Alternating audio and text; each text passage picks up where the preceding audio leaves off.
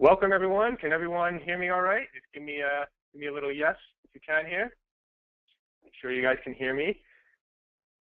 All right, cool, got it. A bunch of yeses, thank you for that. Appreciate that. Got some good stuff to teach. I also have my buddy Rob Goyette on the line. He is my webmaster, but he's actually one of the few webmasters that also understand marketing, which is very, very cool to have.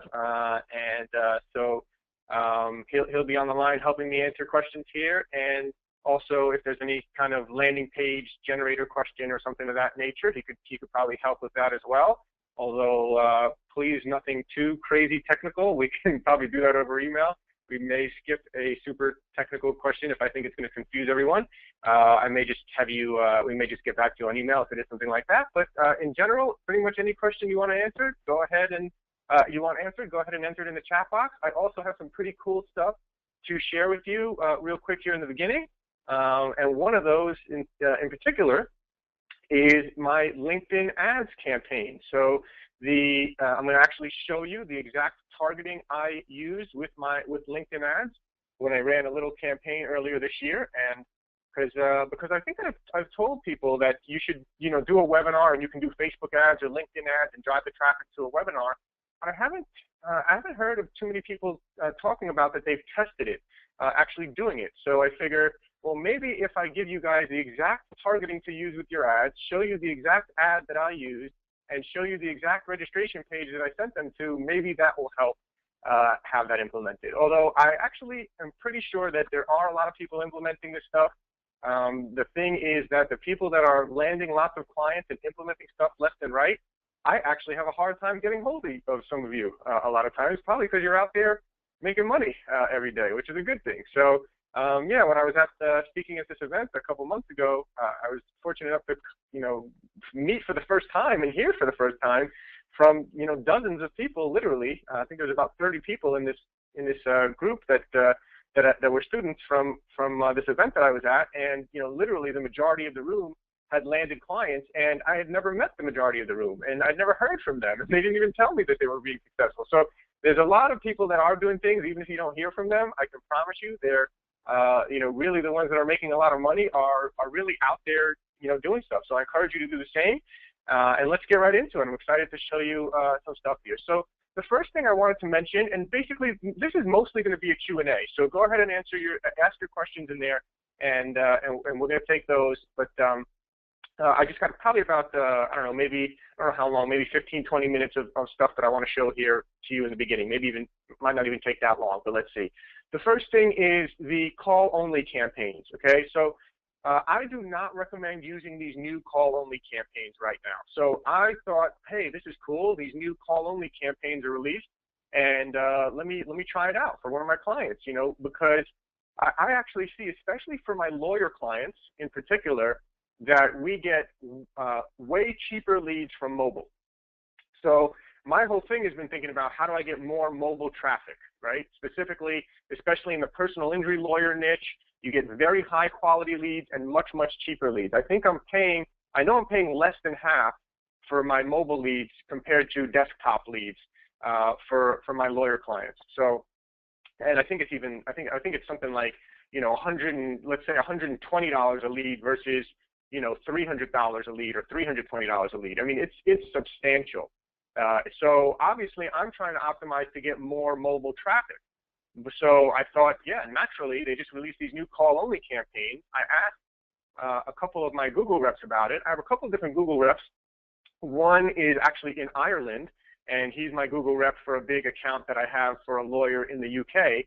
And then I've had like 2 other Google reps here for my clients in the US. And I like at least once a month to get on the phone with them, or at least once every couple of months to get on the phone with them, just to chat, because they are knowledgeable about all the new products that are available, and all sorts of things of that nature, and just to see what they think, and just I don't always do what they say, okay? So I think it's a good idea to talk to, and I think these days, I don't even know if you need a Google rep. I mean, they reach out to me a lot of times since I'm doing a lot of accounts, and some of these accounts are spending a lot of money, but I think you can even just call Google AdWords yourself or request to have, an account manager or someone help you or something like that if you want to, and it doesn't hurt. Again, I don't you do have to understand something, and that is that it's their job to get you to spend more money, okay? And they do a pretty good job of it, I'll tell you, especially when they got someone like me who's got accounts that spend so much money, and, you know, a grand here, a couple grand there is you know, really a drop in the bucket. So I'll test anything, you know, any new thing that rolls out, I'll test it. So that's what happened with these call-only campaigns. I said, well, I want more mobile traffic. Mobile converts really well. These are call-only campaigns. Now, this is unbelievable. I assumed, I guess it was a mistake on my part, I assumed that a call-only campaign would only be for mobile traffic.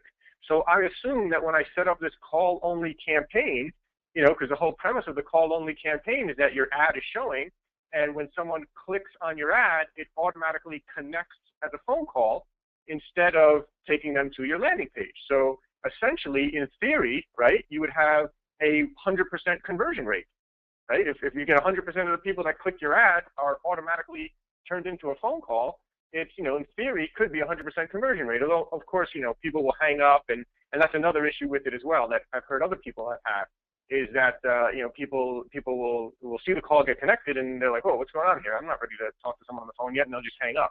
So you'll have, you know, calls, you know, and the other thing is that the call conversion tracking system, you know, if you're using Bionic Click or CallRail, or I know some people are now using the new conversion call tracking system from within Google AdWords, the new one that Google provides, which takes which we just had the benefit of a student creating a step-by-step guide that's posted in the Google group now for you to see, a step-by-step guide of how to set up the Google conversion call tracking. So that's great. Check that out. I haven't used it. I'm still using Bionic Click. And as you guys know, I think I've mentioned in the videos, it's about $199 setup fee for Bionic Click.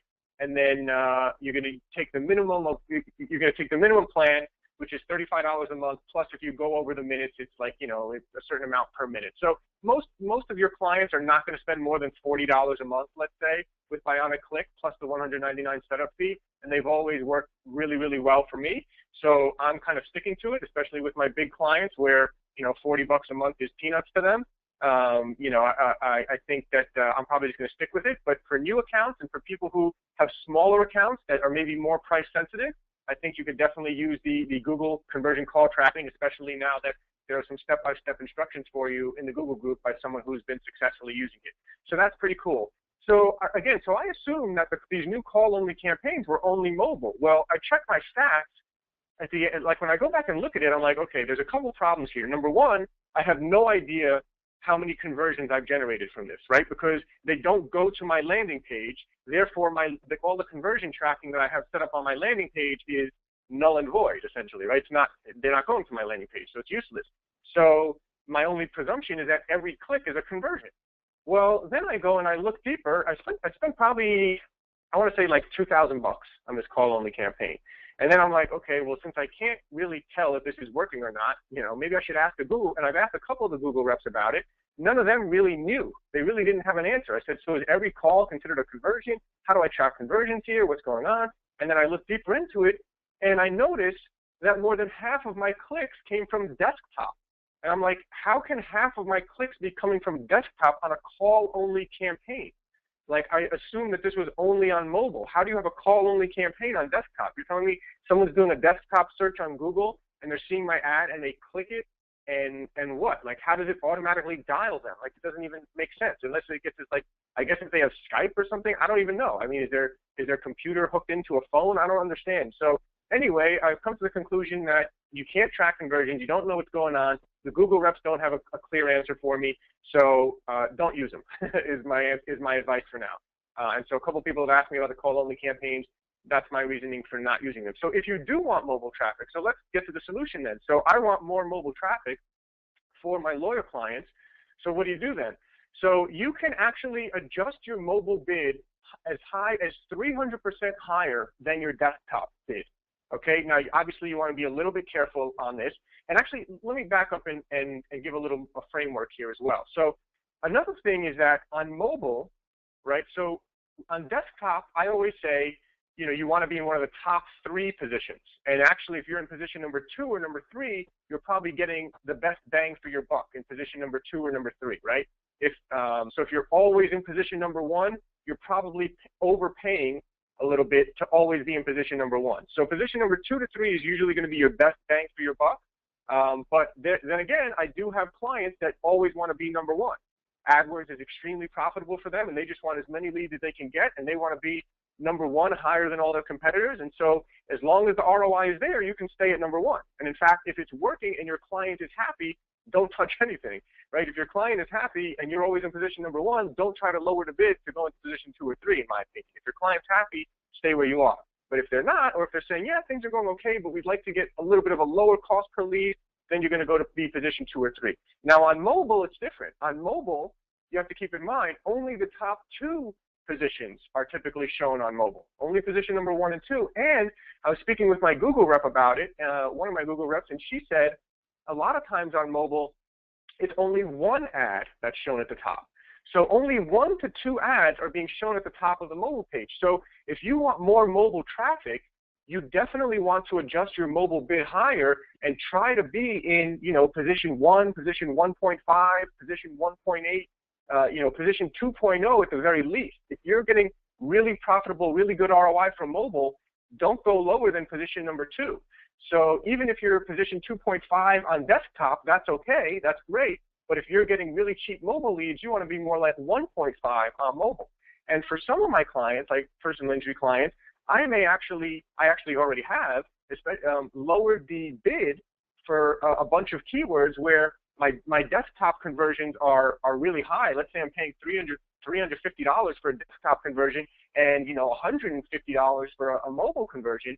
I'm lowering my bid, right? I'm lowering my bid for those keywords, but then I'm going in and raising my mobile bid. In one case, I raised my mobile bid as high as 300%, which is the max that they let you do, right? So basically, if you lower your bid to $10, but you raise your mobile bid to 300%, that means on mobile, you're bidding $30. Okay, so that's as high as you can go. You can bid, so that way, again, that makes sense, I think, to everyone. So you raise your bid 300%, a $10 bid on desktop means that on mobile, you could be bidding as high as $30. Okay, so that's the way you want to do it if you want to get more mobile traffic, and I highly do recommend that you watch that closely.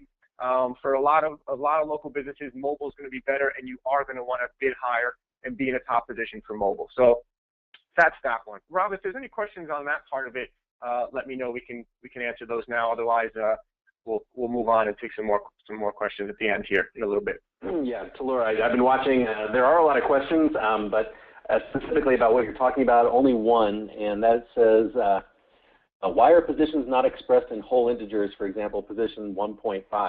So I guess somebody wants to know how is 1.5 possible as a position? Got it. Right. So yeah. So obviously, position 1.5.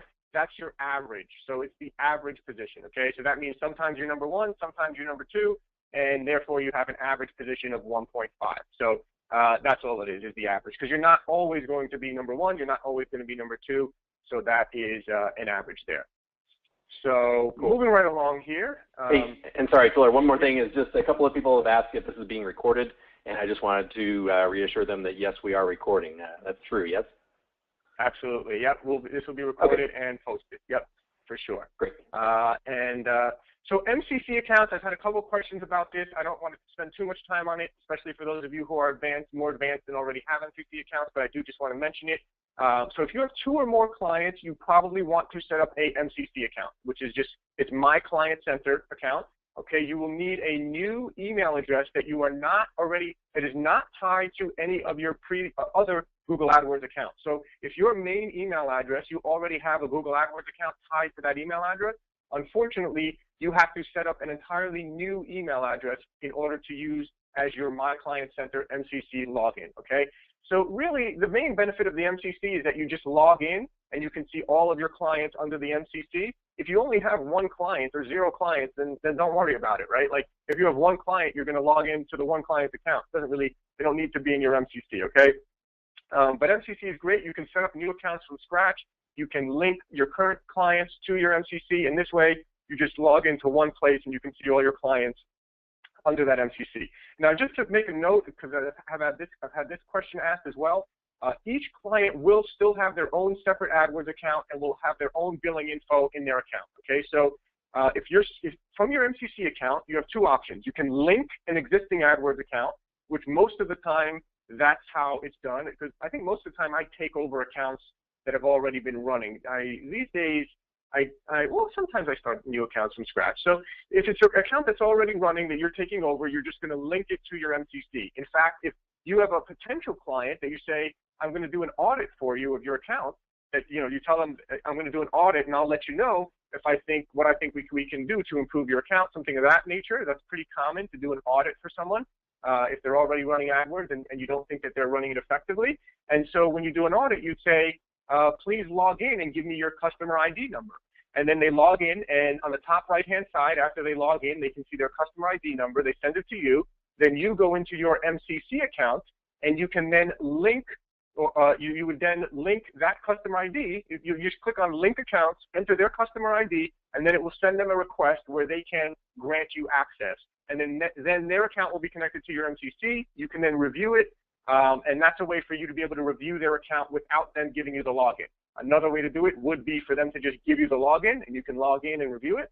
But again, if they're not comfortable giving you their Google login, then you would say, give me your customer ID number and link it to your MCC. Okay, every client in your MCC account is still going to have their own separate account. This is just kind of like a master account that links to all your client accounts. Okay, so every single client will still have their own separate AdWords account. They'll have their own billing information in that account. Okay.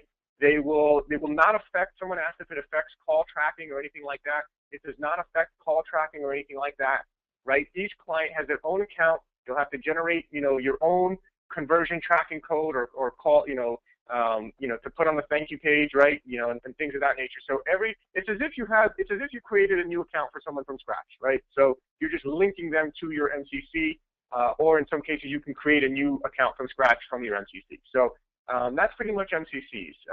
And I do want to move on. I don't want to spend too much time on that. But Rob, if there's a quick question or two on that, please let me know. Just one question.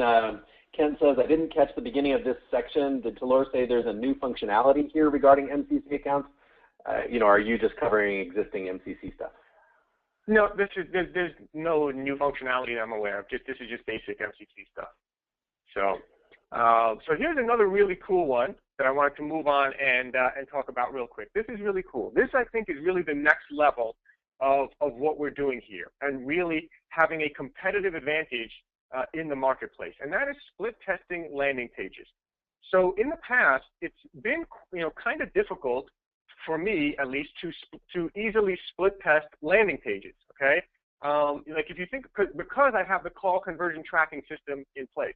So like here's the deal, right? If you have if you're doing a landing, if you just have a well, let me give a better example. So let's say it's an e-commerce store, right? Let's say, and this is just to give you an example, right? If there's someone who has an e-commerce store, you can split test two different versions of that store or of some page or of the checkout page or whatever, and it's very easy to see, right? Either they made a sale or they didn't make a sale, so you can see page 1 beats page B. Page 1 made 10 sales, page B made 5 sales, so page 1 is the winner of the split test, right? It's very simple to see, but with local businesses, on our landing pages, because about 60 to 70% of the leads come in the form of a phone call, it's difficult, right? So you could, have two separate landing pages with two separate tracking numbers on them, but then you wouldn't have Bionic Click.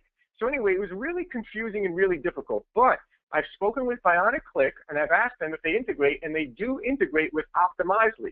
So I've just started using Optimizely on a regular basis for a bunch of my clients myself now, and I'm just starting implementing it for with Bionic Click. So Optimizely is really cool. It's a free, they have a free version of it, and it's really easy to use. You can really easily change a headline and set up a split test literally in like a minute without needing any technical experience or having to have webmasters involved and that kind of stuff. So that's really, really cool. So I'd recommend you check it out.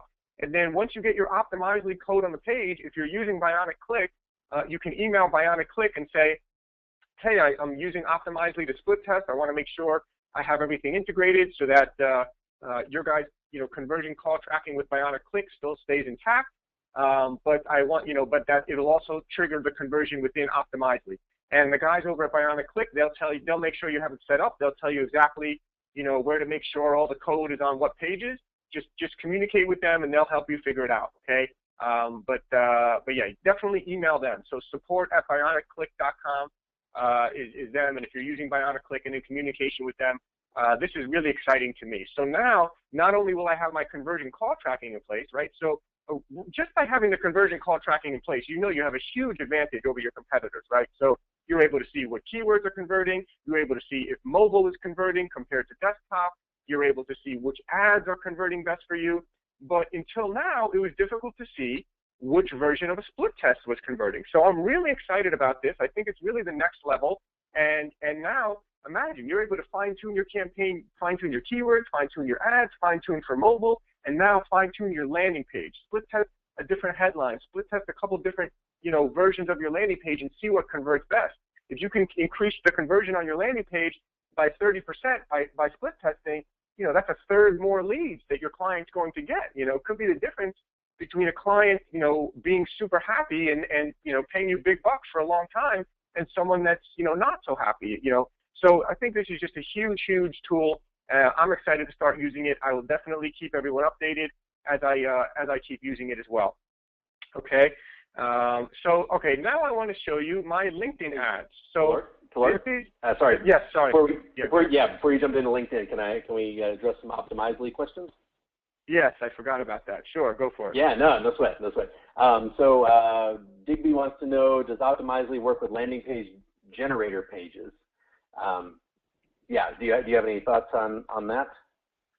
Yeah, so it's basically once you put your landing page generator live up online, once any page is live online, whether it's a landing page or whatever, you basically will just, once you sign up with Optimizely, they'll give you a code, and that code needs to be on your landing page and also on your thank you page that people get dropped on after they enter their email. So you may need to set up a separate thank you page. If you're using the built-in thank you page with the landing page generator, you may need to set up a separate thank you page and put the Optimizely code on that page.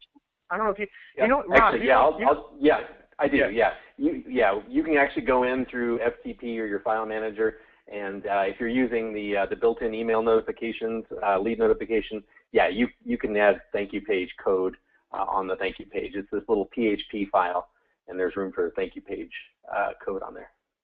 Because on the landing page generator, Rob, there's the generic built-in thank you page. So like anyone who just uses the landing page generator, to keep things simple, we basically create a generic landing page that says, thank you, your form's been submitted, someone will contact you soon, and then it just forwards people back to the landing page after like 5 seconds. Are you familiar with that? Yeah, okay. Yeah, that's where the code would go. On that page. Okay, great, yes. Yeah, I think the file name is called like PYLP email.php or something. I think it's the only PHP file in there. Don't mess with the PHP, but you can actually paste any conversion code, thank you page conversion code there you want. And you can also try putting it in the landing page builder when you're creating your page. Put it with the Google AdWords conversion code, and it should end up there as well if you do it through the landing page builder interface. So so that section where they enter the AdWords conversion code, do you think they could put the Optimizely code like on top of that? Yeah, I've seen it work. Yes. I've seen it work for other solutions where we just needed some thank you page code. It wasn't Google AdWords, but we pasted it into that box and it worked great. That would be cool. Yeah, because you have to use your AdWords conversion code anyway. So if you're using the landing page generator, make sure you're using the AdWords conversion code for your web form for the thank you page, and then try sticking the Optimizely code in there as well. If not, like you said, Rob, going into that page and putting it on there. That would be, and Optimizely will be able to help you more. BionicClick will be able to help you if you use them. I don't know if it integrates with the Google call conversion system, the free Google tool that allows you to do call conversion tracking that I just posted the tutorial from one of our helpful students that posted that in the members group. So I'm not sure how it would work with that. I'm assuming you probably could get it to work. I'm not a technical guy. Maybe we'll follow up with people that are using the tool, the built-in tool from Google, and maybe some of you guys can start testing with Optimizely and see if that works, because this is really cool, to be able to do this.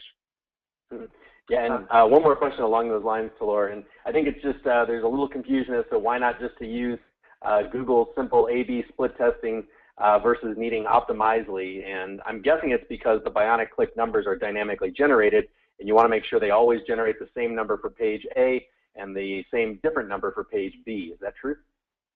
Right.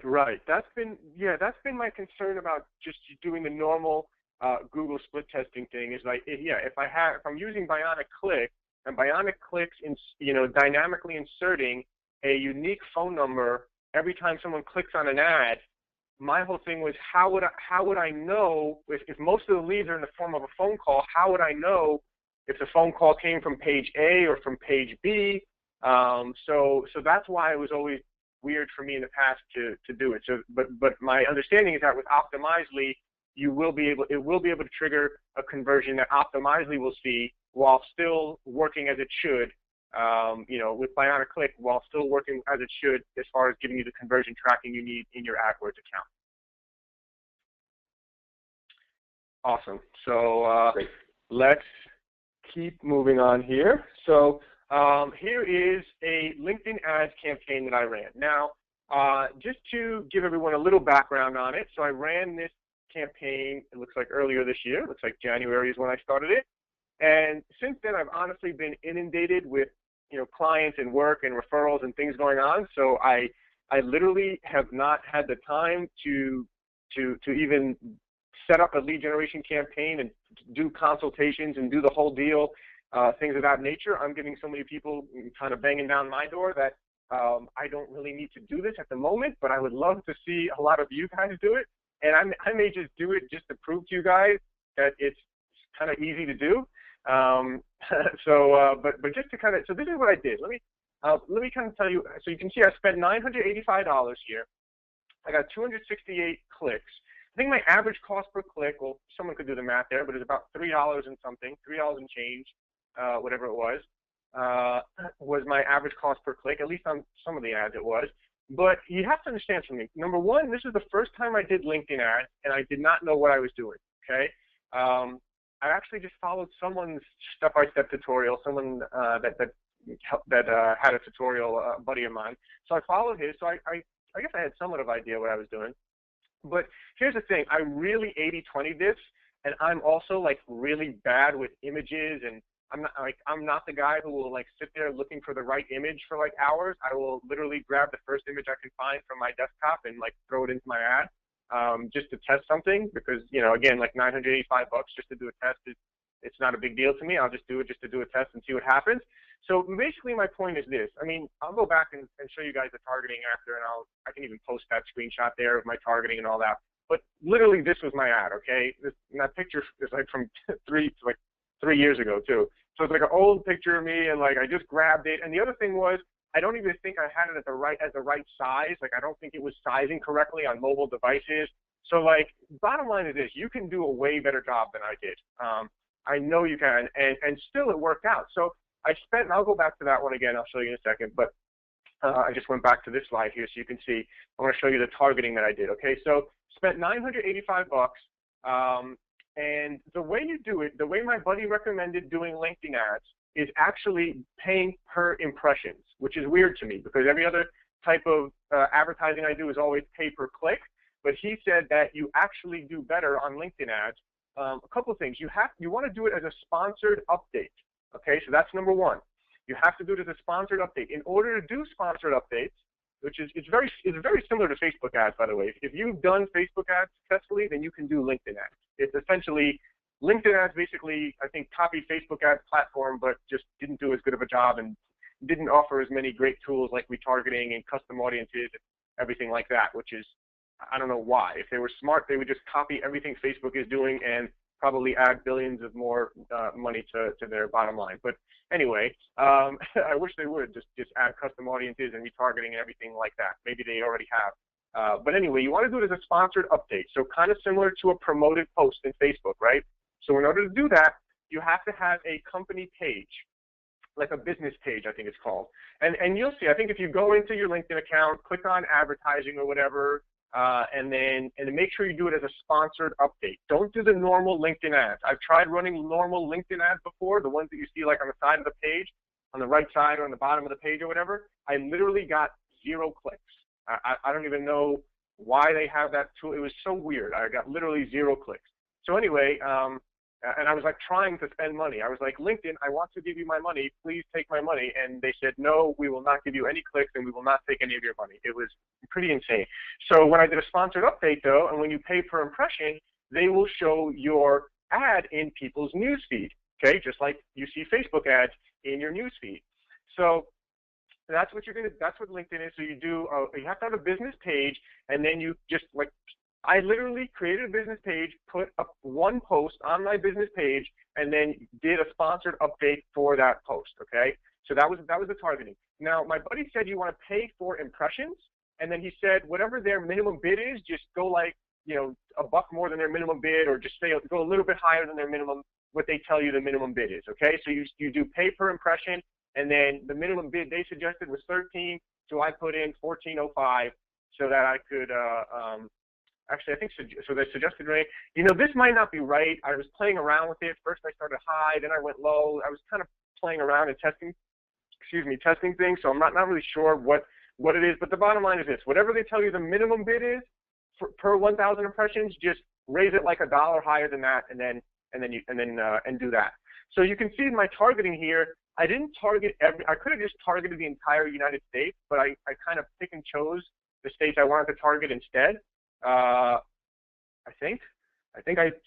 left out some states. Like I didn't want to target like Oklahoma, Nebraska, you know, kind of like a lot of those states where, you know, I wanted to target more of the bigger states. So because I was targeting lawyers, so I wanted to target lawyers that were going to get more search volume, you know, kind of spend more money. So I was looking for more bigger cities, bigger states, right? So I did pick and choose a little bit. I didn't take every state. I took mostly the bigger states that had the bigger cities in them. And then you can see I targeted the industry, law practice, or legal services, and the title of the people that I targeted: lawyer, attorney, attorney law, associate lawyer, tax lawyer, senior lawyer, employment lawyer, business lawyer. You can see those. So that's my entire targeting. So now you can see exactly what I targeted. You can see exactly how I did it. Now, your ad is going to make a big deal. Do I show the thing? Okay, no, I don't have the stats of the ad, but yeah. Anyway, so this is basically the ad, okay? This is what I did. I made a post on my page, free webinar for lawyers, hands down #1 way to get high quality leads via the internet in 48 hours or less. Register here. This is not about SEO, social media, blogging, getting referrals, or PR tricks. This is an advanced strategy that is proven to get a higher return on investment than any other method of marketing for lawyers. You will be able to track your return on investment down to the penny, so you always know your exact cost per lead per client. And then I gave the link again. I don't know if a shorter post would work better than that. It may very well work better than that. So again, feel free to copy this exact post or make your own. Test a couple of different posts. I think where you're going to do better than I am with this is that you're going to make sure that your images are sized correctly. You know, go look at LinkedIn somewhere will tell you what the right size is for your LinkedIn ad. And you also want to do a preview. Preview it on mobile and preview it on desktop, and then you'll see if your image is sized correctly. And when I previewed it on mobile, it wasn't great, but it was like good enough, I think. So I just ran with it. Now you want to monitor your ads really, really closely. I would say to definitely create 2 or 3 different ads with 2 or 3 different images. I would at least change the image. You could even potentially leave your words the same, maybe even, you know, test changing them a little, but the main thing you want to test is changing your image, because this is going to appear in people's news feed, and I think, you know, different images is the most important thing to test to get you a different response. So don't be like me. Don't just grab the first picture you can find on your desktop and run that ad. Actually find a decent image if you can, and try to make sure it's sized correctly and all of that. So what are the so then they click here, and then they go to the landing page, which actually was just me on the landing page at the time. This was a webinar I did with a lawyer who has a podcast later on. But basically, it was the same registration page, just without his picture on it. It was just my picture here, same exact landing page, free webinar, and they opted in for the webinar. So I got about, I want to say it was about 75 people registered for the $985 spent. There's about 75 registered, give or take, I don't know, 10 people. Out of that, so 785, and then I had, 75 people registered, and I want to say about 30 people attended, something like that, somewhere around 30 people. Now, here's the thing. again, you can do way better than I did on the webinar. And now keep in mind, by the way, if some of you are thinking like, well, you know, Tal0R, you know, people know Tal0R, so his response is going to be better than mine. Well, no, these lawyers actually don't know me. So there's no difference between me running this ad and you running this ad. These lawyers don't know me. You know, they don't really know who I am, a lot of these people that I was targeting. So there's no reason why I would get any better response than you would with this campaign, okay? So about 30 people attended. These lawyers didn't know me. No, I'm not known as any authority to them or anything like that. Now, the mistake that I made was that I basically said to myself, I'm too busy to do consultations with all these people. I don't want to get 5 consultations and have to spend 5 hours of my time on the phone with these people, and you know, and 3 of them are not good candidates for what I have to offer. So what I said was, I'm going to try to 80-20 this once again. And the reason why I actually wanted to test it this way was because I really wanted to try to scale this. But in retrospect, I think it was a mistake. And the mistake was that I tried to literally make a sale from the webinar. So what I should have done was I should have done my webinar, and I should have said, if you're interested, book a consultation, go to workwithtal0R.com or whatever. You know, go to www.workwithtal0R.com, and I would have had that domain forwarding to my time trade account, right, where they can book a consultation on my calendar. That's what I would have said at the end of the webinar. That's the way you should do it. So I basically got 1 client from this, but that's because I literally said, if you're interested, here's how much it costs, here's how you can sign up, you know, go here to sign up now, right? Whereas I know a lot of these people, in fact, I got emails from people, I didn't even check my LinkedIn messages. I went in like 2 months later and noticed that I had like 4 messages from lawyers that like saw the webinar and wanted to talk to me. Like, I really did this bad, guys. Like, you can do so much better than what I did. I'm just like, was totally trying to just test stuff in 80-28, and I was getting so many, you know, I just have so many things going on that I'm just trust me, you can do way better than I did with this. So, so basically, I mean, now here's the thing, right? So, I think if I would have just said, hey, book a consultation with me, I probably could have got 5 consultations out of that, I would guess. Out of those 5, I probably could have closed maybe 2 or 3, who knows, right? So if you think of that, for $985, if you can land 2 clients even, and here's the other thing, you've also built an email list of 75 lawyers now. You just built an email list of 75 lawyers. So guess what? And as a matter of fact, I think I landed another client later on, a couple months later from this, from emailing them and following up with them again. So it was hard for me to tell because I've built a little bit of an email list now as well from other sources. So, but that's what you can do. So you now have an email list of 75 lawyers or dentists or whoever you're going to be targeting.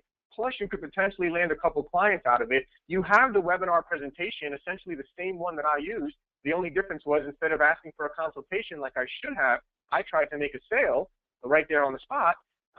So yeah, that's really the only difference. So here's the targeting. Again, I'll post this later if people want to see.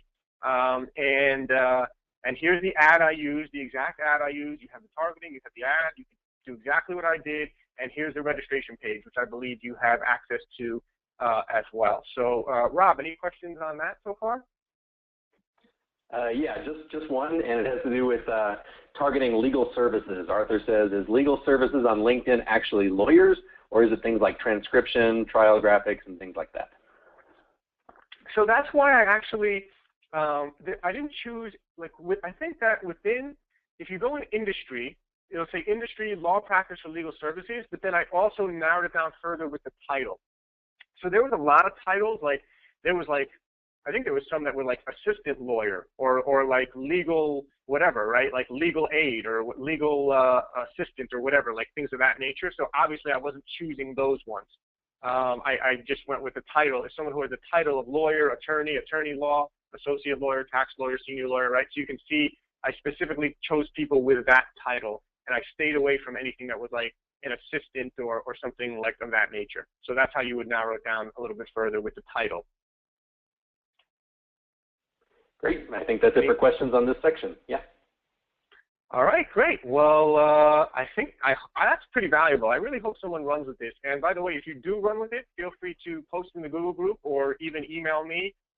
If you do run with this, I'd love to hear your results. I'd love to see how you're doing it. And if you're doing anything differently and you want to get my feedback on it, feel free to to let me know, because I would love to see several people do this. And I think you can do it both with LinkedIn ads and with Facebook ads. My guess is that Facebook ads will be cheaper. In fact, I know they will be cheaper because I ended up, so actually, let me back up there for a second. When you're doing CPM, when you're doing pay per impression, your click-through rate on your ad is super, super important, right? So like, for example, if you can double your click-through rate, you're essentially getting double the leads when you're doing, just so everyone understands, okay? This is totally different from local business AdWords stuff, okay? This is totally different. We're never going to do CPM. The only time we're going to do CPM is on LinkedIn ads, okay? Even on Facebook, you're going to do you're going to do cost per click, okay? But with CPM, if you're paying per impression, it means your click-through rate is even more important, right? Because if you're getting only if you're only getting a 1% click-through rate, that means you're only getting 10 clicks for 1,000 impressions. But if you get a 2% click-through rate, you're going to get 20 clicks for 1,000 impressions. So when you're paying per impression, the click-through rate on your ad is so important, so important. So that's why you want to split test a couple of different ads and monitor the click-through rate really closely, and the one that's getting a really low click-through rate, pause it, because you'll get double the amount of leads if you can double the click-through rate with your LinkedIn ads. So split test a couple different images, maybe a couple different ads, make sure you get a high click-through rate. So again, I paid like $3 and something cents per click. If I would have, by the way, if I go back now, I would pause all my losing ads with a lower click-through rate and only keep my ad that had the highest click-through rate. And if I ran it again, I'd probably get clicks for more like $2.75, you know, because my click-through rate will be higher. So if you can really dial it in, you could get probably clicks for maybe $2 to $3, I would say, okay? Now, you may think that's a lot compared to Facebook. Well, even targeting lawyers on Facebook, I find you're going to pay at least $1 a click, probably more like $1.20 targeting lawyers on Facebook is what I found. Maybe even $1.50. But let's say $1 to $1.50 on Facebook, and let's say $2.50 to $3.50 on LinkedIn. But what I suspect is that you're going to get a higher quality lead from LinkedIn. I suspect that, you know, a lot of lawyers that at least I know, like my lawyer clients, I feel like a lot of them are not on Facebook as much, or not easily reachable on Facebook as much as they are, I think, on LinkedIn, or it's just more of a professional thing, or just, I don't know. But I thought that the turnout rate was pretty good. For 75 registrants to have 30 or so attend, and people pretty much stayed on, you know, to the end. So yeah, so just to kind of give you a hint there, I think you could do the same campaign both on Facebook and on LinkedIn. You can target lawyers on LinkedIn, but again, it's very important. If you don't know what you're doing on Facebook ads, again, don't do it, because on Facebook ads, like I saw people who said, yeah, I was targeting lawyers with my Facebook ads, and you know, I said, make sure that you're not targeting people who are interested in lawyers or law, right? So there's like likes and interest on Facebook where you could say, yeah, likes and interest are lawyer, legal, you know, things of that nature. You don't want to target that. On Facebook, you have to be using the Power Editor. If you don't know how to use this, the Power Editor can only be used on Google Chrome, if I'm not mistaken, as of right now. So if you're not using Google Chrome to log into your Facebook ads account, and you're not using the Power Editor, then don't even bother. Go learn how to use the Power Editor first, which you could probably Google how to use the Facebook ad Power Editor and find tutorials on YouTube and learn, you know, the easy way to do it online. But basically, you're going to target by profession, okay? You're not going to target people who have likes and interests. Oh yeah, they like lawyer. Well, that could be people who like, you know, whose lawyer, some lawyer who went out and tried to get everyone to like their page, and now you're targeting the people who liked his page with your ad, and those people aren't even lawyers. Okay, you must be targeting people who actually have the title lawyer or attorney. Their actual job profession is lawyer or attorney. So on Facebook ads, to be very clear on that. Know who you're targeting. You're actually targeting the occupation, job occupation, lawyer, attorney, okay? So I just want to be really clear. I think you can run the same campaign on LinkedIn and Facebook. I think Facebook will probably be a cheaper click, cheaper lead, but I think LinkedIn will be a higher quality lead. So I would test both if you're really serious and you have a little bit of a budget to spend on that. So Tal0R, a bunch of questions have come in since you started talking more. May I share them? Okay. Yeah, please. So Brian asks, how long did you run the ad? I ran the ad, I don't know, I was spending, I was spending $100-something a day, so whatever it is, maybe whatever that works out to. So in the end of the day, right, I spent $985, whatever it was total. So it doesn't really matter how long I ran them for. I could have spent $200 a day for 5 days, or I could have spent $100 a day for 9 or 10 days, right? In the end of the day, it was $980 something spent. But I think I spent between $100 to $200 a day. So whatever that is, 5 to 10 days I ran it for. Yeah. Cool. Something like that. Arthur is asking about your webinar page, asking if it's in the landing page generator, which I know it's not. I think it's from Lead Pages, but Arthur's wondering about your webinar page. That's correct. So my webinar page is not in the landing page generator. The landing page generator is specifically for Google AdWords pages. And by the way, this is really important as a marketer for you to know the difference between different types of landing pages that work on different platforms, okay? So I would never use this landing page, my webinar registration page here, which is a Lead Pages page, which you set up for me, Rob. Basically, I give you the copy and you set it up for me. But basically, I give you the copy, Arthur, in the resources section, I believe, of your members area. You should see the copy for this registration page for you to use for your own webinars. Now, again, I would never use a landing page like this. In fact, I don't think I'd use any Lead Pages pages for Google AdWords. In fact, also, by the way, I've heard people running Facebook ads, which I used to always tell everyone, if you're doing Facebook ads, Lead Pages is what you want to use. And I would say the same probably for LinkedIn ads. I think that Lead Pages, and I hear a lot of people raving about ClickFunnels. I personally haven't used it, but I've heard people say it's really good. But for Facebook ads and LinkedIn ads, not for Google ads.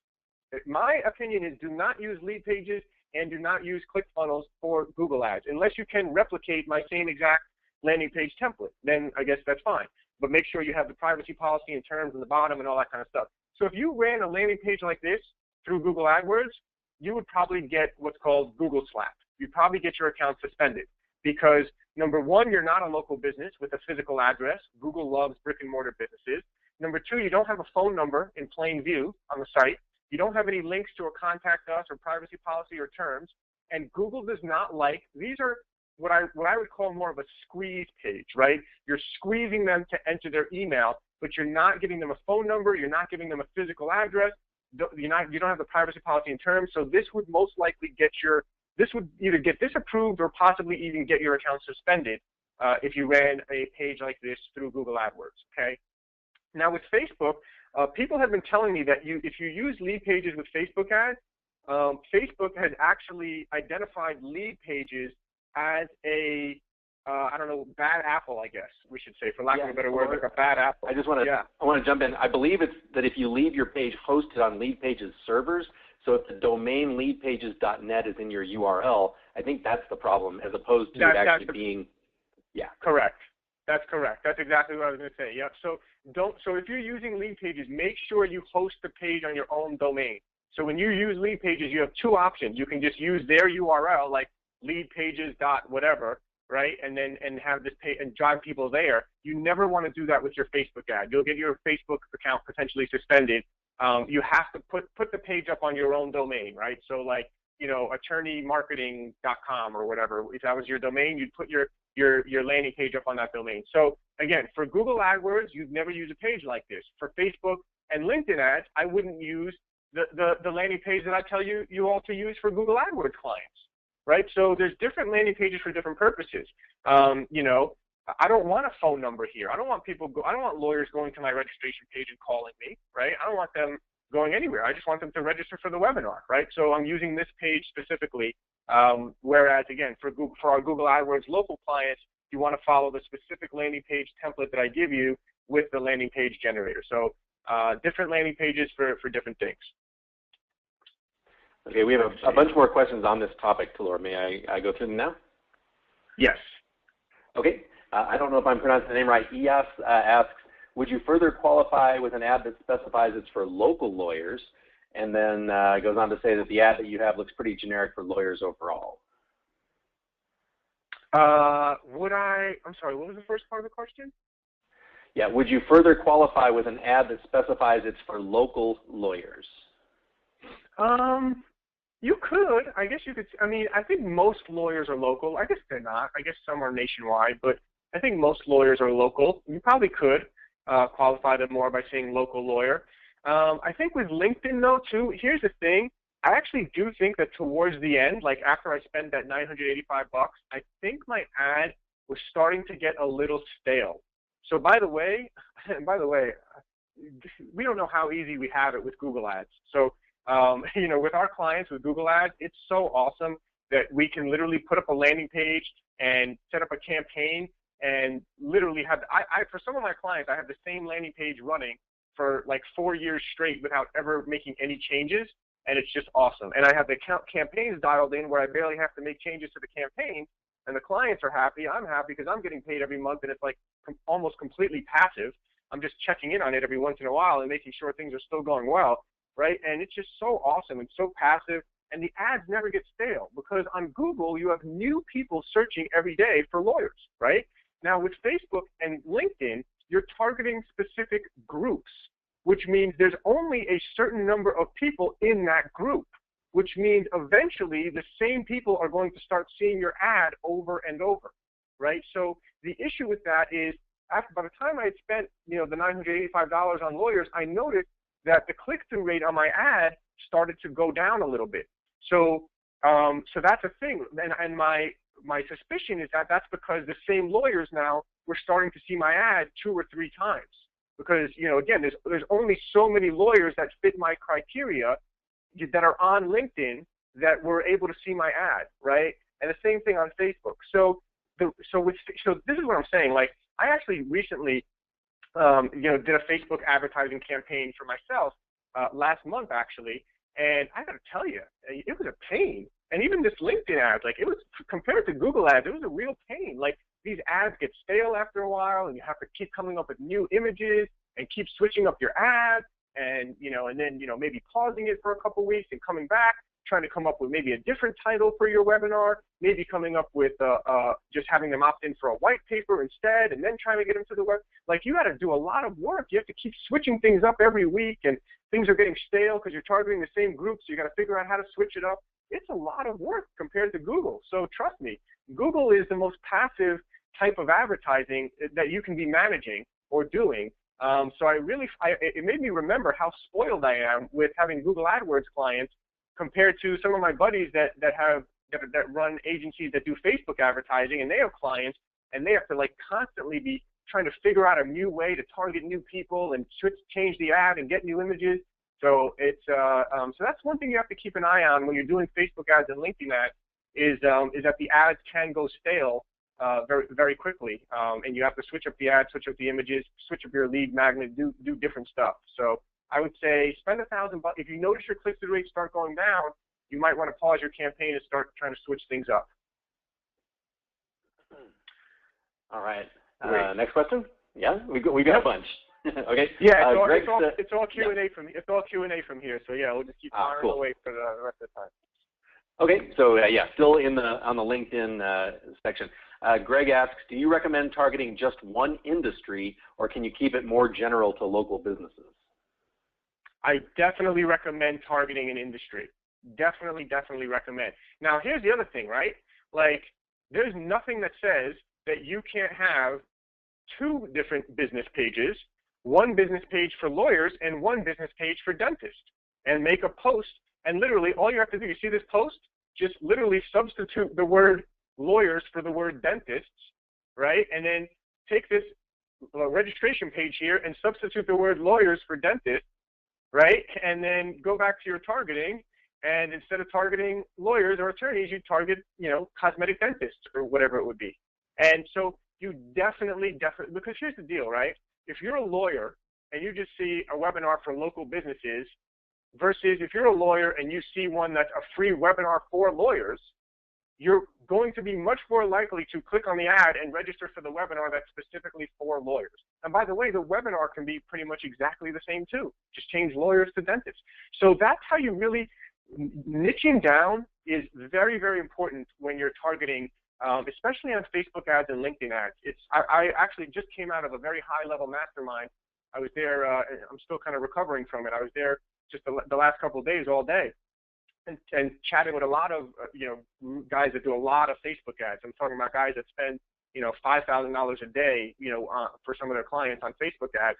And they were talking, one of the most important things they kept saying over and over was the relevancy of, target this person, have an ad that's specific to that person, a landing page that's specific to them, or, the group. So very, very important that you make it specific to a group and not just a general local ad. Okay, great. Tal0R, there's still lots of questions, some back in the LinkedIn area, but I want to hop over to Arthur because his question seems really important and maybe even urgent. He says, I've got my first client running for 2 weeks and not getting much results so far, and the client wants to bail. I have stats if you want them. Any suggestions on how to handle this? I need more info, Arthur. Give me some more info. What's the niche? When you say not getting much results, like how many clicks have they received? Give us as much detail as possible, and I'll try to help you on the webinar. Otherwise, email or post it in the Google group after, and I can help you that way. But he's offering to talk on the call. He says he has a microphone. Is that something you want to do, or would you rather? Yeah. All right, let's try it. Yeah, what the heck? Let's try it. Arthur, I'm going to try to unmute you. I don't know. I haven't done this much during stuff, but let's see if this works, Arthur. You ready for me? I'm going to unmute you now. Let's see. Arthur, are you there? All right, we'll give you 3 more. Yes. Okay, I'm unmuted. All right, great. How's it going? It's going pretty good. I'm really tickled with this program, and I'm real happy about it, though I have a little bit of struggles, and this is the one that I'm considering right now. I have all the statistics right here in front of me. So excellent. You want me to give you an overview, or do you want to ask questions? Yeah, so let's start with the niche. What niche is it? I've been actually marketing to attorneys, but let me just do this. But this particular person that responded is not an attorney. Instead, he's in this little niche that also markets to attorney. They do trial graphics and litigation graphics. So he's the one that responded to my marketing funnel, and he signed up. I quoted him less than you do. I quoted him $500 a month for a management fee. I got $1,200 set up, and he gave me a budget of $1,000 a month for Google. And we've been running only for about 2 weeks. Now that included the 4th of July, and in other businesses I've noticed 4th of July, weeks before and after holidays can be slow. But at any rate, he's only been running for 2 weeks, and what we've got so far is just under 3,000 impressions. Only 300 are on mobile. He's got about 30. Let me just actually look. I think he got 30 something clicks and 1 conversion, which was an email. I do have the call tracking Google done. I have tested it is working, and I also checked the tracking number. There have been no calls through the tracking number. So, great. So what are the top keywords? What are the top 2 or 3 keywords that are getting the majority of the clicks there, 80-20? Okay. When I did the keyword research, I came up with the following 5 groups: litigation graphics, trial graphics, courtroom graphics, court graphics, and legal graphics. Now, the one that's getting the trial graphics group is getting 1,100 impressions and 14 of the clicks. All the others are rather small, 300 impressions. Now, what's the number? So, what's the number one? If you actually just sort your entire campaign, sort it by, or click on the keywords for your entire campaign and sort it by the number of clicks. And then, yeah, let me know the top 2 keywords there that are getting the most clicks. Okay. Well, none of them are huge bursts, but trial exhibits, 4 clicks, trial presentations, 4 clicks. Now, trial presentations might be off topic. And so what about the first one too? What was it? Trial what? Trial exhibits. Trial exhibits and trial presentations. Yeah, see, those aren't really, so there are a couple of things here. Number one, we know this isn't really a true local business, right? So it's not That's really right. It's nationwide. Content. Yeah. Yeah, it's nationwide too. It's not necessarily the ideal, it's not necessarily the ideal client. It's not a local business, but, it's still, listen, if you get these clients falling in your lap, it doesn't hurt to give it a shot and see what happens. I would say, though, that those keywords are not like trial, exhibit, trial, presentation. A lot of these people could be looking for, examples of previous trial exhibits or trial presentation examples, or, could be, it's not necessarily like, obviously the most targeted keyword would be someone who types in like trial, trial graphic designer or something, right? Or trial, Right. something of that nature. Graphics. They do use presentations some. They use graphics and illustrations and animations. And variations on this, either phrase or exact, like legal graphics, two clicks. Trial graphics, exact 1. Trial illustration. Where did the conversion come from? Which keyword did the conversion come from? Okay, let me see. How do I find that? If you sortify the conversion, you should be able to see. All right. It came from. No, I don't have it yet. Here we are. Okay. I'm having to use a little bitty window because your webinar is open. And this other one. Okay, it came from, where are we? Legal exhibits. Legal exhibits. Okay. Mm-hmm. And it was email, send in the form.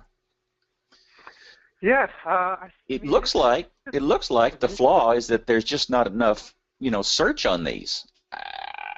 I don't have a lot of sample here to make it better, and I've only been running 2 weeks, but we've got less than 3,000 impressions. Yeah. I'm getting just over 1% click-through. I don't know if that's if my keywords are relevant. I think that's pretty good. If they're not relevant, maybe not so much. So yeah, it's a tough one. I think this is going to be a tough one. I think the search volume is going to make it tough. I think I would even want you to get more specific with your keywords, like have the word designer or design, would be a much more higher quality keyword than would be the keywords that you're currently targeting. So I would, but then it's kind of hard because if you get more specific, you're probably going to have zero searches. A 1% click-through rate, or so, or a little over 1% would tell me that they're somewhat relevant, maybe not. If they were really, really spot on, you could easily have 4, 5, 6% click-through rate. But 1% is probably pretty average, what you're at, a little over 1%. So it's not horrible. But you can let it run for a little while longer. I don't think there's a ton of data, but it's a tricky one. I don't know if you can get more specific with your keywords somehow. But I think really the key is, and this is why I always preach, look, I tell everyone this. And Arthur, I don't know what other advice I could give you at this time. I can probably just keep. So I may just mute you again if that's okay. If you have anything else to add before you do, please. If I can keep the client in the game long enough to get examples, I think I can figure out what's working and producing conversions and what's not, because it's going to tell me. My real question for your suggestion was, what do you suggest to keep the client on? He's wanting to bail after 2 weeks. Well, how much have they spent? He's only given me, aside from the setup fee, he's given me $500 a month for the management fee for the first month. He's only spent $240 on Google. Okay. So here's what you say in the beginning. You say, listen, we've been. You basically say, look, you've only spent $240-something on the ad. And by the way, if you need something to pull out of your back pocket, if you feel the client's going to bail, you could say, give me another 30. I'm not going to charge you for the next 30 days. This is a unique niche, and it just takes a little bit of testing. You've only spent $240 so far. That's not really a lot of money to give us a lot of data. Understand that we need to test a few things here. What I'm going to do is this, and it's understandable. First of all, to pay a $500 a month management fee when you're only spending $240 a month, that in of itself doesn't make a lot of sense, right? From his perspective. So he wants to bail because he doesn't want to pay you another $500 and not get results, right? So I think if you eliminate and you say, hey, I'll comp you the next 30 days, let's just give this thing a fair shot. I'd hate to see you go and not give this thing a fair shot. That's what I would say. I'm going to comp you the next 30 days, and we're going to try to figure this thing out, right? Because you've done most of the hard work, you know, the hardest work of the landing page and the setup and stuff anyway. So that'd be my advice if you think he's going to bail. And then in that time, yeah, just try to see if you can make it work. Try to do some more keywords. See, you know, quite frankly, they're targeting lawyers just the way that you're trying to target lawyers, just the way that I'm telling people, you know, just taught everyone right now to target lawyers. And, you know, quite frankly, for me, it's been hard to, and I've not really tried much, but on Google AdWords itself, other than the keyword like, you know, leads for lawyers or something like that, it's kind of hard to find keywords on AdWords that lawyers are searching for.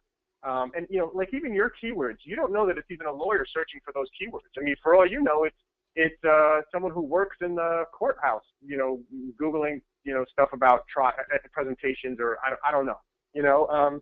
So it may not necessarily, you know, so basically what I'm saying is you may even, and I almost hate to send people down different rabbit holes, but you almost may want to consider targeting, if they're specifically going after trial lawyers. I think one of my targeting things here on LinkedIn ads was trial lawyers, right? Yeah, what was that? I had trial lawyer here, yeah. So that trial attorney and trial lawyer were two of the titles of people that I was targeting with my LinkedIn ads. You may want to consider saying, hey, you know, that didn't work, but I'm going to copy 30 days. I'm going to try, and let me do something. Because at least then you know that your ad is specifically getting in front of trial attorneys and trial lawyers. Now, again, they're not specifically searching for the exhibit or the designer, so that may not be ideal. But again, I guess it's just something. I'm just throwing it out there as if AdWords doesn't work for you in this rare case, because it's not a true local business, right? A true local business, I would always say AdWords is going to be #1 for you all the time. Because this is different, you may want to consider, you know, I think there's not enough data to come to a conclusion yet on AdWords, but and you also may want to look at the landing page. If you want to post it in the Google group or send it to me to look at the landing page, I'd be happy to do that as well. Maybe that could be the issue, that you're not getting the conversions, you know, a high enough conversion rate on your landing page. But maybe this is another option, targeting specifically, because your volume and your spend on LinkedIn ads would be very, very low if you were only targeting trial attorneys and trial lawyers. They probably wouldn't be able to spend more than $10 a day if they wanted to, potentially. So just something to think about. Well, if you want, I can put the link to the landing page in the chat box, and you can pull it up on your screen if you wish. Well, if you want to do it, let's go for it. Sure, okay. So, Laura, while that's happening, EOS also suggested might Arthur's be a case where running on the Google Display Network rather than just a search would make sense, like identify legal websites to display on? I would say no. I don't like Google Display Network. I think there's very rare instances these days that you want to be using Google Display Network, quite frankly. So Google Display. I'm kind of against Google Display Network because I myself lost $3,000 without one lead one time in another business. And yeah. I make pretty good layout ads, so it'll take a lot of arm twisting to use Google Display Network again. Yeah, I have that same advice for everyone. So I really don't recommend Google Display Network. The quality of the lead is really, really low. So here's the thing. These days, I say to anyone that says to me, I'm going to use Google Display Network, and by the way, I know there's a lot of people that teach about Google Display Network, and Google Display Network is really for, in my opinion, real mass market items. So, like, for example, the one time I had really good results with Google Display Network was, first of all, it was like 6 years ago, but secondly, it was in the real estate niche, where someone was selling something to real estate investors and real estate agents, and we had display ads, you know, on real estate investing blogs or websites, right? That was the one time, and that was like 6 years ago, and yeah. But for local businesses, I've found really bad results. Also, even on lawyer, yeah, you're going to get a lot of clicks on Google Display Network, but you're probably not going to get very many leads at all. I've seen really bad results. I recommend people stay away from it. And here's the thing. I recommend anyone that wants to do Google Display Network, my suggestion would be do Facebook ads or LinkedIn ads first, because Facebook ads and LinkedIn ads are basically display ads in a sense, but you have way better targeting than you do on Google. So on, if you're going to do display ad, do a display ad on Facebook and target lawyers, so you know that your ad, or on LinkedIn, target lawyers, and so you know your ad is really only showing for lawyers. So yeah, that's what I would say on that one. Let me see here if I could bring out. Hold on. Okay, let me see if I can bring up a page here and bring up Arthur's landing page. And then I do want to move on and give other people a chance, but I will bring up this landing page while we're on this and see what we're doing here. So, okay, you may be entitled to a legal advantage. Call now. Insight design. Image is taking a little bit to load on the page here. Could be a little slow because it might go to webinar, but you may want to. I don't know if that's an issue or not. It's a video, and it seems to be loading okay for me, so I'm guessing it's go to webinar. Okay. So preparing for trial, why not enjoy the persuasive advantage with our proprietary method? Claim the verdict you deserve. I would try changing this headline. I would stick to my proven headline that I always tell everyone to use, the would you like to. And so for me, it would say, would you like to, I don't know, would you like to wow the jury with the most amazing, something to this effect, right? Off the top of my head, would you like to have the best, would you like your exhibits to have the best design that really makes an impact and, helps you get the verdict you deserve or something like that, right? So I would say that. I would do the would you like to, and I would make it really clear that would you like to have the best graphics, ever kind of a thing, and make that really clear in the headline. And then the rest looks pretty good, presenting a compelling case, timelines, our visuals, yeah, first-time caller. So everything else looks pretty decent. And then, but I would probably just try that new headline there. Yeah, everything else looks pretty good, though, I would say. Okay. At first glance, yeah. Great. So, Arthur, I wish I had, this is not a clear-cut thing. I wish I had a little bit better advice to give you, but hopefully that was at least somewhat helpful and gave some ideas. And please keep me updated. I'm feeling moderately, cautiously optimistic about being able to keep him online. For one thing, he's paid my management fee for another 2 weeks, and I can either go, I'll just tell him, look, I'm so certain that this ought to work for you, that this will work for you, that I'm going to kick in my management fee to show you. And I just don't see how he can turn that down. That's cool. I like that. Yeah. I like that. And I'm going to put my money where my mouth is. I like that. I like that. And listen, I'll be honest with you, Arthur. I'm a pretty straight shooter. I don't know if this will work or not. I think maybe there's a 50-50 shot that it'll work and 50% chance that it won't, because it's not a true local campaign. It's a really odd thing, and we don't know if it's really lawyers clicking or not. But I know. But hey, I've been marketing. I want to make this work because I like your system, and attorneys do have budget, and so I've been marketing this thing to attorneys for about a month. Oddly enough, I've got 3 clients, all fairly low ball offers, but not one of them's an attorney yet. So, I'm just working my way through. Some of it's learning the mechanics, but I know if I persist, I'll win. Love it. I love it. Great stuff, Arthur. Appreciate it. Thanks for your help. I appreciate it. Thank you. All right. Thank you. Great. Okay, I'm going to mute Arthur, and let's go to the next question, Rob. Yes, we've got a ton of them, and I'm going to try to efficiently get us through these. A couple of people are asking about the webinar that you showed, I guess the webinar you drove your LinkedIn traffic to, either wanting to see it because they don't have their own scripts, or wanting to know, just basically it should be in the resources section. Yeah, okay, structure of the webinar, content versus section. Yeah, the whole slides. You have in the resources section of your members area.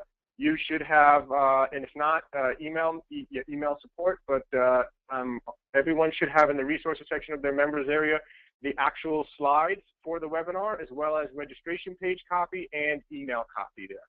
So yeah, you should have that all in your resources section to use. Yep. Okay. Nigel asks, I have a new lawyer client ask me about Bing and Yahoo advertising. What do you know about this? Yeah, I mentioned that if you haven't got to it yet in Module 5, I mentioned in Module 5 of the program, I talk about expanding the campaign, Bing and Yahoo advertising. In fact, my big lawyer client in the UK is getting clicks and leads from Bing and Yahoo for less than half of what they're paying on AdWords. I think about a third as well. So I think maybe in the UK, Bing and Yahoo is less competitive even than it is in the US. So in certain times, you may find that you even get a lower cost per click on Yahoo and Bing. So I definitely think, and I say, yeah, the number one thing you want to do for your clients is Google AdWords. Once you've maxed out pretty much what they can spend on Google AdWords, then and they're happy and they want more leads, the next step is going to be to copy those campaigns over to Bing ads. Yeah, and get them to Yahoo and Bing, because right, you have to understand, it's all search engine traffic, right? Google ads is search engine traffic. Yahoo and Bing is the same, search engine traffic. Just someone searching a different search engine, but it's still going to be a very high quality lead. So absolutely, I think it's great to do. In fact, I would use it in the pitch. I would use it to land clients. I think I've mentioned in the past, I say to people, once we get you going, when I talk to someone, a potential client, I'll say, we're going to do the conversion call tracking system, and we're going to know down to the keyword exactly which keywords are working, so we can pause the ones that are not and leave the winners running. And same thing with the ads. We know which ads are working best. We know what's working best on mobile. On top of that, once things are going well, we're going to get you on Yahoo and Bing so that you can be dominating those search engines as well. A lot of your competitors are not going to be on those search engines. And on top of that, Facebook retargeting. So almost nobody's doing the call conversion tracking. A lot of your competitors are not on Yahoo and Bing. And then on top of that, we're going to have retargeting on Google AdWords and retargeting on Facebook going for you. So anyone who hits your site, they're going to be retargeted by you all the time. And that's important because 80% of the people that hit your landing page are not going to convert, and you're going to be following up with them while your competitors are probably not. And now they're getting all excited, like, all right, now we're finally getting what I really need, So I would use that as in the pitch. Yep. Okay, all right, cool. Shall we move on to another question? Yes. Okay, so this comes from Digby at the very beginning of the webinar. In a metro area of a couple million people or more, lots of people are searching for a service provider in their local little sub area, not metro-wide. How do you deal with that in preventing garbage clicks and getting decent click-through and conversion rates? I think that you can, I think it's pretty, so like for example, I'm trying to think of an example, but I understand what you're saying. So like there's a smaller town within a bigger city, and people are searching within the smaller town. So you can, you can break out the smaller towns if you want. I mean, you could do, I guess, a separate campaign for each of the 3 or 4 smaller towns in that area, just with a campaign that's only targeting that town, and then have your ads mention the name of that town in the ad. But also, a lot of times, like for example, let's say you're a chiropractor in Queens, New York, where I grew up, right? So if I was looking for a chiropractor, I might, in my neighborhood was Flushing, like Bayside or Flushing, right? So I might look for a chiropractor in Bayside or a chiropractor in Flushing, which is within the borough of Queens. Now, if I saw a headline that said, chiropractor in Flushing, I'd probably be more likely to click on that. But if I saw an ad that said, Queens chiropractor, it's not that it's so irrelevant that I wouldn't click on it. It's not like it would be a garbage click, I don't think. So, I mean, it's really all about how far you want to go with it. How much, and it's not that much work to really break it out for every little city, but, or you could just have one campaign where you have an ad group, where you have an easier way would just be to have an ad group that was like Flushing, Flushing chiropractor, and then anytime someone put the word Flushing and the word chiropractor in the same search, then that would be in that one ad group, which would show an ad that specifically said Flushing chiropractor, right? So that's the easy way. That's another easy way to do it, where you would have one ad group maybe for Flushing chiropractor, maybe one ad group for Bayside chiropractor, and maybe one, if someone just types in chiropractor and doesn't mention the word Flushing and doesn't mention the word Bayside, maybe it would just that would be a separate ad group that would be called like general chiropractor, and then maybe that ad would just say Queens, because they're searching from Queens, but you don't know which town they're searching from if they didn't enter it, so that one would just have the generic Queens chiropractor. But if they type in Flushing chiropractor, your ad says Flushing chiropractor. If they type in Bayside chiropractor, your ad says Bayside chiropractor, right? So that would be, I think, how I would do that. I don't know what you mean by bad clicks though. As long as your keywords are good, you should, and you're targeting the right areas, and your radius targeting is not too far, you shouldn't really have bad clicks, I would say. Cool. May we move on to the next question? Yes, let's go. Keep going. Okay, and you addressed this already. This question is from the very beginning of the webinar, Tal0R, and but I'm not sure if this is apples to apples or not, so I'm going to read it. Do you have any experience with Google's new direct from ad call button product? Statistics seem to show better conversion results with this product than using landing pages. Same type of call analytics are also available. I believe that's what I talked about earlier.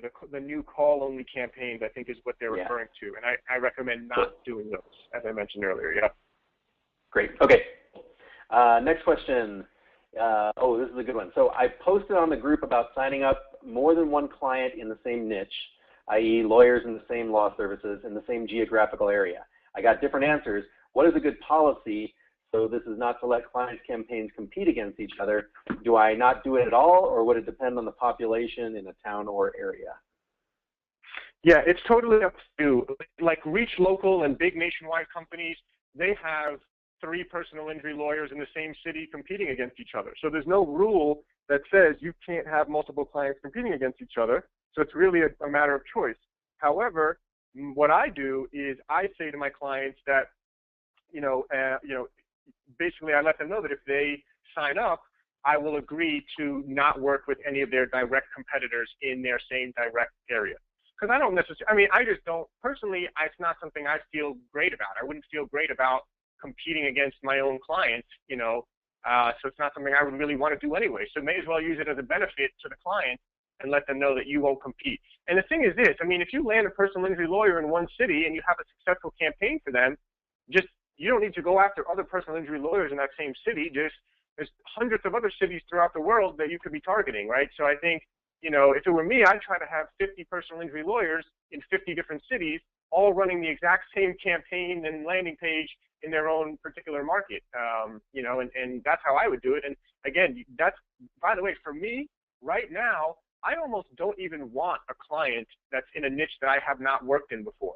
Because, I don't know, maybe I'm really spoiled right now, I think. Like, I'm spoiled by the fact that I can land a personal injury lawyer client, and I already have the landing page done, and I already have the keywords and the ads done, and I already know that, 90% chance it's going to work out for them, or higher than 90% chance, right? Like, so that's the thing. Like, someone approached me, I can't even remember what niche it was, some niche, some weird niche, and I get actually approached quite all the time, or quite frequently in many different niches. And a lot of times I'm just like, listen, like, I'd have to, like, it's a lot of work for me to set up something from scratch, so I'd have to charge you a lot of money, and then I don't even know if it's going to work out, because it's a brand new niche that I've never tried before, so I'm not like 95% certain it's going to work out like I am in a niche that I have worked in before. So, so I almost like, for me, I much prefer to work in a niche that I've already done. So my advice would be, go after a client go after a certain niche, land a client in that specific niche, and once you get results for a client in that niche, just duplicate that success over and over and over and over. Listen, when I first started out, I wasn't as spoiled as I am now. So I would, obviously take on lots of different clients, and I would do the work, and I would set them up, and I would, set up the campaigns, and most of the time I would get great results for them, and everything worked out most of the time. But again, I'm just kind of like 80-20. If I know this is going to be a very high likelihood of success for them, and I already have it done, I would much rather go for that client. So that's a way to really make this business really passive, I would say. Plus, it's easier, right? So it's easier to talk to a personal injury lawyer and say, hey, I already have the campaigns, the landing page, the keyword, the ads. I already have it all done, and it's successfully working for other personal injury lawyers all over the country. So if you want, you can, try to do it yourself or work with some ad agency that doesn't have any successful injury lawyer clients right now. Or you can hire me, and we'll plug in the proven campaign that's already proven to work, right? Your choice. It's like the easiest, it's like the most non-sales pitch of all time. There's no sales tactics involved at all. It's just total basic logic that someone would say yes to that, right? So, yeah, that's what I would say there. Let's say. The same person asked another question, and this really seems more like logistics, like one client having several different law firms in different cities and overlapping stuff. Here's the question, and it's a fairly long question. I have a law practice client that has had a successful family law campaign that now wants to expand their ads into 5 different law areas, as well as 4 different offices in the same province. Some of the offices slightly overlap in geographic areas. For example, and I don't know how to pronounce a lot of these names, Rudaport, Johannesburg, Sandton, Johannesburg, Soweto, Johannesburg, Centurion, Pretoria, all within about a 36-mile radius, and Cape Town, which is far away, almost another country. I want to register each office on Google for business. Must I use separate competing campaigns in separate accounts, or can I do all the campaigns in one account? How will this impact ad address extensions? The question goes on. Do you want more information? I get it. No, I get it. Okay. I get it. First of all, great job. You basically followed the model that I outlined in the original webinar, where you land a client in one niche of the law, and then you have success for them, and they want to expand to 5 areas of the law. So congrats on doing that. That is awesome. And basically, you're going to have it only under one account. There's no reason to set up multiple Google accounts. You'd have it all under one account. You would have a separate campaign. So family law would be one campaign. Personal injury would be a separate campaign. So each thing would have a different campaign. As far as the different potentially each office could have a different campaign as well. Now, here's the deal with the Google My Business, right? So if they have the Google My Business set up for each separate location, you can integrate different Google My Business accounts into different campaigns. So when you set up, let's say campaign A is targeting Cape Town, and you have a Google My Business for their office in Cape Town, okay? So for campaign A, when you do the location extension, you're going to integrate it with the Google My Business account from Cape Town. If they have another Google My Business account in Johannesburg, you're going to have a separate campaign for that Johannesburg, and you're going to, in the location extension, integrate it with the Google My Business account for Johannesburg office, okay? And when you do the location extension, it will say, it'll basically give you an option to basically integrate with, enter the login, enter the email and password to integrate it with the Google My Business account. So each Google My Business account will have a different email address and login, and so therefore you can connect it separately to each campaign. And if you're sort of new to the program and you're totally confused by what I just said, don't worry about it. But I hope that answers the question.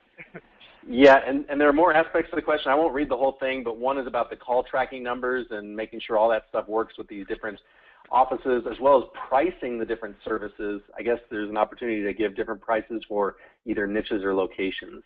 Do you have any thoughts about the call tracking numbers or pricing for different locations and types of law?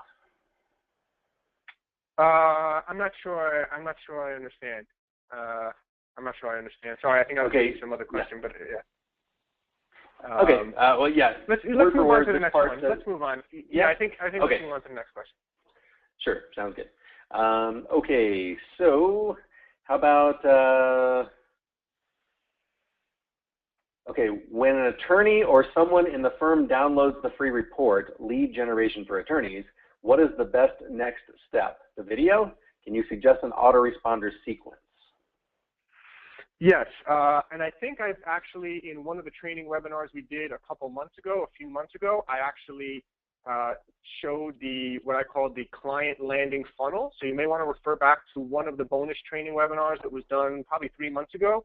Should be in the, I think it's called training webinars section of the members area, where I do outline a sample of like a client landing funnel, but essentially it's like this.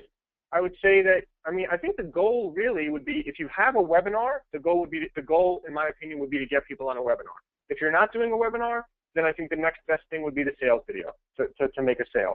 So I think that's what you probably want to do is have an autoresponder sequence that maybe they opt in for the white paper, they get the white paper, and then maybe at the end of the white paper, you're saying, if you'd like to learn more, you can attend one of our free webinars, click here. And it takes them to the webinar page. And then the next day on your autoresponder, you can say, hey, you download the white paper, just wanted to invite you to this free webinar and talk about the benefits of the webinar. And look at the email copy that I give you in the resources section. I give you the email copy to use to get people on your webinar. So you can use that. And then the next day you can come back and say, hey, webinars today, or webinar's tomorrow, and then after the webinar's over, you can say, hey, we're having an encore webinar. In case you missed it the other day, you can attend here. And then, you know, and then maybe a week later, if they still haven't bought, you can send them to the sales video. So really the point is to use all your assets. What order you put them in, I haven't really tested. I'm not sure that it matters so much. I haven't really tested it, but you have a white paper, you have the sales video, and if you have a webinar, I would use all three of those in some, you know, over the course of 3 weeks. Once someone gets on your email list, over the course of the first 2 to 3 weeks, they should get all three: your white paper, your webinar, and your sales video, in order to, you know, really maximize your opportunity to land them, I think.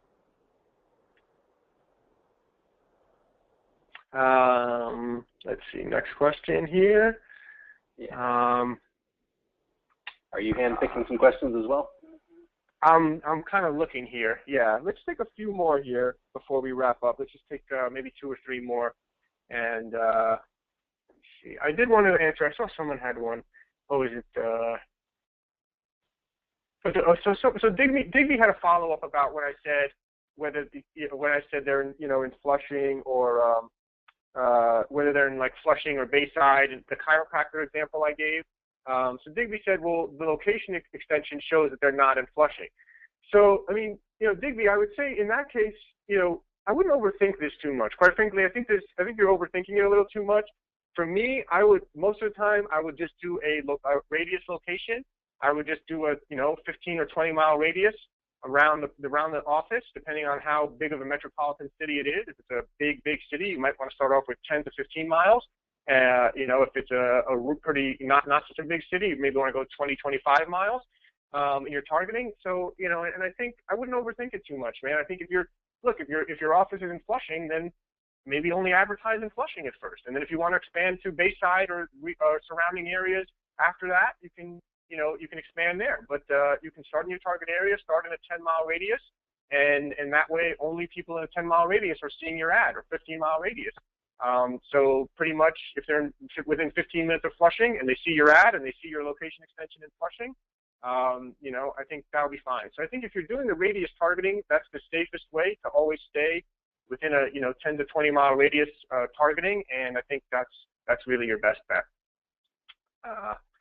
So let's see. So Brian did ask if I've ever considered focusing on practice areas within certain areas of the law, like have I focused on? I think, well, so I don't know if I'm not sure actually what this question is asking, but I do focus on.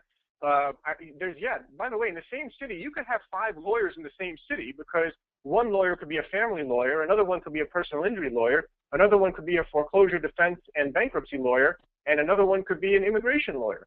So you could definitely have 5 lawyers in the same city that all practice in different areas, for sure. If you're asking, Brian, do I narrow it down even further, like car accident, work accident, medical malpractice, those typically all would fall under personal injury lawyers. So most personal injury lawyers, actually a lot of my personal injury lawyer clients don't like medical malpractice leads. Some of them do want them. You can get medical malpractice leads a little bit cheaper, but from what I hear, they're a real pain to deal with, and they're hard to turn into, settlements, or they take much longer, or whatever it is. So a lot of your injury lawyer clients will say, we don't want medical malpractice. It's something you definitely want to ask them. You don't want to be blowing through their budget on medical malpractice keywords, and then they tell you, well, we don't want medical malpractice leads. Same thing with work accidents, like on-the-job injuries. You want to ask your client whether they handle those or want those types of leads. But pretty much every personal injury lawyer, is going to want car accident leads. Those are their most valuable leads, which is also why car accident lawyer is typically the most expensive keyword that you're going to have. Injury lawyer, car accident lawyer are typically going to be your main ones there. And then, make sure you always ask. It's really important. One thing that I don't talk about a whole lot that I think is extremely important is really having communication with your clients. Don't assume that, don't be afraid to ask questions of your client. I think recently in the Google group, I mentioned this. I said, I always ask my client, no matter what, even if I think I know which keywords are their ideal keyword, especially if I've never worked in the niche before, I always ask, I say, what are the ideal keywords you think your clients would be typing into Google? And I may also ask them, who are your top 2 or 3 competitors? If you do a Google search right now, who are the top 2 or 3 competitors of yours, that you think are advertising on Google, So ask them what they think their ideal keywords are. make sure you ask them, in fact, you may want to send them. You want to say, hey, we're about to set your campaign live.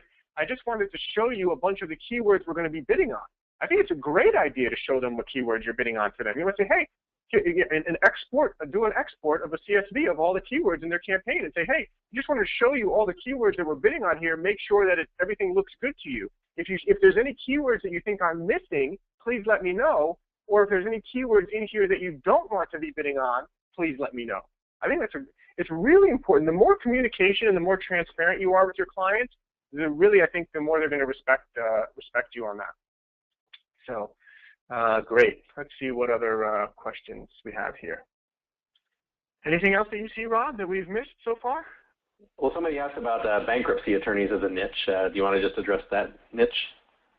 I have not myself worked in bankruptcy, but I have had a student that worked in the bankruptcy niche, and I actually think I have a landing page and keywords in that niche as well. So if you land a client in that niche, let me know, and I will send you the landing page and keywords in that niche, because I believe I have them, although I have not personally tested them. But a student of mine that I helped get it set up a while back did test it, and I'm pretty sure that they were happy with the results, last I heard, which was probably a year ago or so. Cool. And yeah, Tal0R, of course, there's still lots and lots of questions. Some of them seem like they belong maybe more in the Google group, like people asking, hey, has anybody ever done this, or does anybody have stats for that? Do you agree? Yeah, if there's a question that's, questions like that would be great for the Google group. In fact, I do think it's time. We're a little over time here, so unless you see anything else that really jumps out at you right now, Rob, I probably would ask. I apologize if I missed any questions here, but I would probably just ask that you post in the Google group if that's okay. And I will mention a couple other things here. A couple people did post that Visual Website Optimizer is easy to use for beginners. Someone else also posted about call tracking metrics is a good, affordable call tracking service. I have not used either of those, but those are things that people have mentioned there as well. I don't know if Visual Website Optimizer integrates with Bionic Click, like I spoke about earlier, but let's see. Yeah, I don't see anything else that's jumping out at me here, but yeah, please do post it in the Google group if you have any further questions, and I think we'll probably wrap up at this time. So thank you everyone for joining, and hope you got some good value out of this. Thanks, Rob, for joining and helping us out. I appreciate it. You bet. And, no problem. All right, great. Thanks, everyone. And yeah, anything else, please post in the Google group, and I will look forward to chatting with everyone again when we do another one here pretty soon. I'll let you guys know. So thanks again, and see you on the next one. Thank you.